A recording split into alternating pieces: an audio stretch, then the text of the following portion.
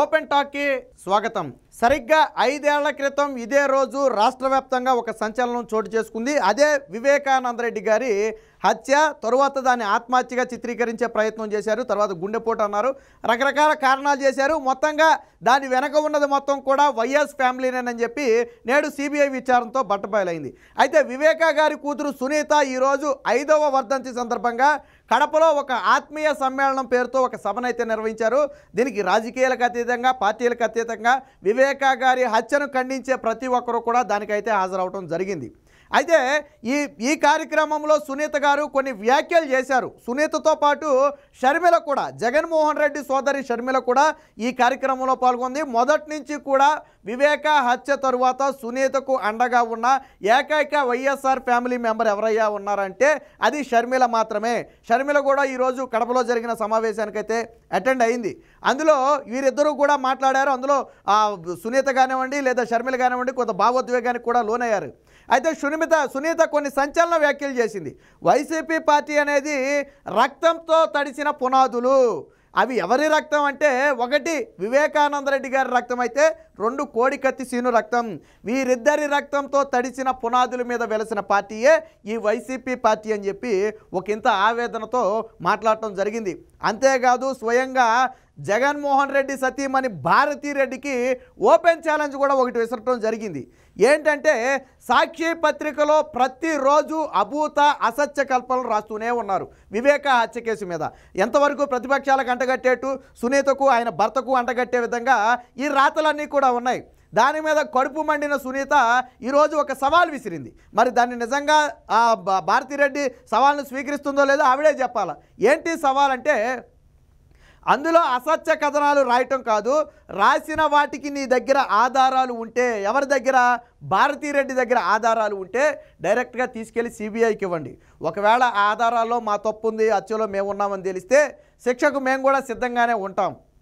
లేదు మీకు సిబిఐ మీద నమ్మకం లేదా, డైరెక్ట్గా న్యాయస్థానాలకు మీ దగ్గర ఉన్న ఆధారాలు ఇవ్వండి.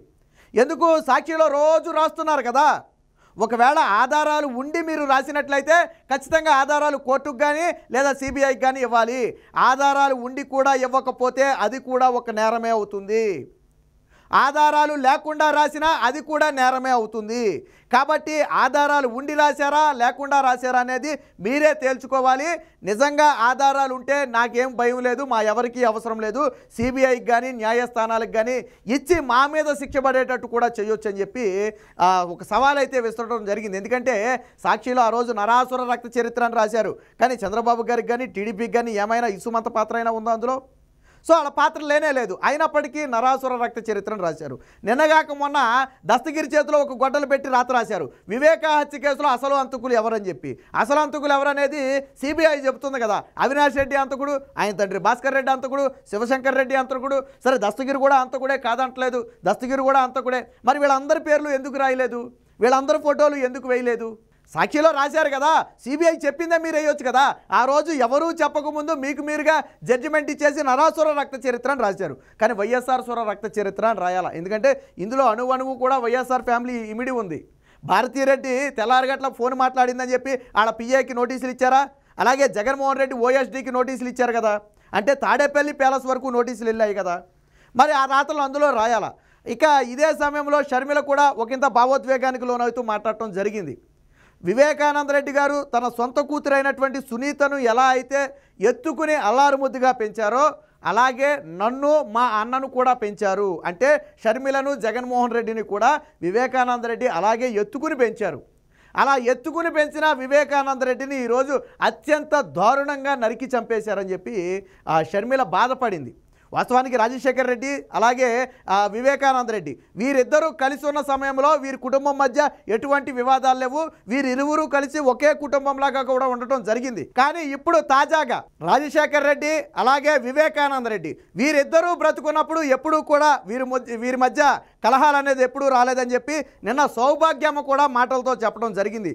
ఆ ఉద్దేశంతోనే 2 ఫ్యామిలీలో సునీతను రాజశేఖర్ రెడ్డి ఎత్తుకునేవాడు, అలాగే వీరిద్దరిని వివేకానంద రెడ్డి ఎత్తుకునేవాడు. అలాంటి వ్యక్తిని ఈరోజు ఒక రాజకీయ కారణం చేత కేవలం ఒక ఎంపీ టికెట్ కోసం అత్యంత దారుణంగా చంపేశారు. చంపేయటమే కాకుండా చంపేసిన వ్యక్తులను మా అన్న రక్షిస్తున్నాడు, అది బాధగా ఉందని చెప్పి సునీత ఆవేదన వ్యక్తం చేసింది. అంటే అవినాష్ రెడ్డిని, భాస్కర్ రెడ్డిని రక్షించే ప్రయత్నం చేస్తున్నటువంటి వ్యక్తి జగన్మోహన్ రెడ్డి. అలాగే హంతకులను మా అన్నే కాపాడుతున్నాడని చెప్పి ఈరోజు సునీత గాడ ఒకంత భావోద్వేగానికి అయితే లోనైంది. షర్మిల కానివ్వండి, సునీత కానివ్వండి మాట్లాడిన మాటలోనే ఒకసారి వాళ్ళ నోటితోనే విందాం ఏం మాట్లాడారో. వైఎస్ఆర్సీపీ పునాదులు రక్తంలో మునిగి ఉన్నాయి. ఈరోజు వివేక కూతురే స్వయంగా చెప్పింది, వైసీపీ పార్టీ పునాదులు రక్తంలో మునిగి ఉన్నాయి. ఎవరి రక్తంలో అనేది కూడా ఆవిడ నోటితోనే వినండి ఒకసారి. వివేకానంద రెడ్డి గారి రక్తం, కోడికత్తి శ్రీను గారి రక్తం. సో విన్నారు కదా, ఎవరి రక్తంతో వైసీపీ పునాదులు ఉన్నాయి అంటే వివేకానంద రెడ్డి గారి రక్తం, అలాగే కోడికత్తి శ్రీను రక్తం. వీరిద్దరి రక్తంతోనే వైసీపీ పునాదులు ఇమిడి ఉన్నాయి. వాస్తవానికి జగన్మోహన్ రెడ్డి ముఖ్యమంత్రి అవటంలో ఈ రెండు ఘటనలు కూడా ప్రధాన పాత్ర వహించాయి. ఎన్నికల సమయం కావడంతో నాడు చంద్రబాబు గారి మీదకి ఆ వివేక హత్య కేసు నెట్టే ప్రయత్నం చేశారు. అలాగే కోడికత్తి ఘటన ఏదో జగన్మోహన్ రెడ్డి మీద హత్యాయత్నం జరిగిందని చెప్పి దాన్ని కూడా 4 తెలుగుదేశం పార్టీ మీద నెట్టే ప్రయత్నం చేసి జగన్మోహన్ రెడ్డి కొద్దో గొప్ప సానుభూతి పొందిన మాట మాత్రం వాస్తవం. కానీ అవన్నీ కూడా డ్రామాలే. ఇందులో ఏ ఒక్కటి కూడా తెలుగుదేశం పార్టీకి సంబంధం ఉందని చెప్పి జగన్మోహన్ రెడ్డి 5 ఏళ్లు ముఖ్యమంత్రిగా ఉండి కూడా నిరూపించలేకపోయాడు. అంటే కేవలం గెలవడం కోసం ఒకరి చావుని అడ్డం పెట్టుకున్నాడు, మరొకరు చేసినటువంటి దాడిని, అది కూడా తాను ముఖ్యమంత్రి కావాలని చేసినటువంటి దాడిని చంద్రబాబు గారి మీద నెట్టే ప్రయత్నం చేశాడు. అంటే మొత్తంగా వివేకానంద రెడ్డి చనిపోయి 5 ఏళ్ళైనప్పటికీ కూడా సొంత బాబాయి కేసుని రాష్ట్రంలో విచారించడానికి కూడా అవకాశం లేకుండా చేసినటువంటి వ్యక్తి జగన్మోహన్ రెడ్డి. వాస్తవానికి ఒక రాష్ట్ర ముఖ్యమంత్రి ఉన్న సమయంలో ఒక హత్య కేసును ఛేదించడం ఇంత కష్టమైన పనేం కాదు. పోనీ సిబిఐని తన పని తాను చేసుకొని ఇచ్చిన హత్య కేసును వెంటనే ఛేదించేవారు. కానీ రాష్ట్రంలో సిబిఐ ఎంక్వైరీ చేస్తున్న సమయంలో వారి మీద ఎదురు కేసులు పెట్టడం, వాళ్ళు అరెస్ట్ చేయడానికి వెళ్తే రాష్ట్ర పోలీసులతో వాళ్ళని అడ్డుకోవటం, ఇలా రకరకాల వేధింపులు. స్టిల్ ఈ రోజుకి కూడా దస్తగిరి చేత సిబిఐ అధికారి అయినటువంటి రామ్ సింగ్ మీద తప్పుడు ఆరోపణలు చేయించే ప్రయత్నం నేటికి కూడా జరుగుతుంది. స్వయంగా ఆ విషయం దస్తగిరే ఒప్పుకోవడం కూడా జరిగింది. అంటే రాష్ట్రంలో కేసు సాగకపోవడంతోనే సునీత తిరిగి ఈ కేసును పక్క రాష్ట్రానికి బదిలీ చేయాల్సి వచ్చింది. ఎప్పుడైతే పక్క రాష్ట్రానికి కేసు బదిలీ అయిందో అప్పుడే కేసు కొద్దిగా వేగం అందుకుంది. బట్ అవినాష్ రెడ్డి అరెస్టు సమయానికి మళ్ళీ కేసు నీరుగారిపోయే ప్రయత్నం జరిగింది.